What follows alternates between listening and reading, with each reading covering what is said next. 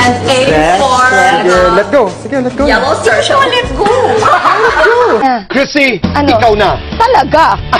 Hindi ko kinahihiya talaga na sinabi ko sayang na nung time na gusto mo ako, hindi pa kita nagustuhan. Nung gusto na kita, too late na, di ba? Kanina lang, nung kinukulutan ako, tumunog. Sabi ko, can you throw it? Mas mahal ang hair ko kaysa sa planchang to. Throw it. Ayaw mo na na basketball player talaga? Kahit NBA? I don't like boys na. Ayaw mo na na boys? Eh, para kanino pa yung pagpapakita mo ng goiter? Kung... Yes, Melindol. Pero wala na ng kuryente.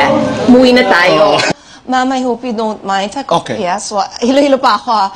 I just have to know, are you pregnant? Sabi ko, no, I'm not pregnant, Doc. Nakakaloka. Ha? Ay, Lord! OMG! Ang ganda na anak mo. Hihintayin ni Bim. Na-vertigo ako. Ikaw din? Ako din. Na ano ako? Siyempre, na-touch ako sa...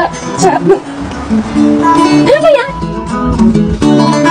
So, na-touch ka because si Taylor pupunta sa Japan. I don't care kung kailan yan. Lilipad talaga ako. Totoo. Ibig sabihin ng hipon kasi is sexy yung katawan, not so desirable. Pero, in a way that's wrong because most Pinoys love the head. Diba? Sinisip-sip talaga yung ulo. Yes! At ang hipon! Ang hipon! Yes! It's the end of the world na I'm telling you. Buti na lang binili ko lahat ng Chanel na gusto ko. Darla, bibilang kita ng black polo because I love you. Thank you, Chrissy. Yes. Ano ka sa men's? Large? Or extra large? Extra large. Okay.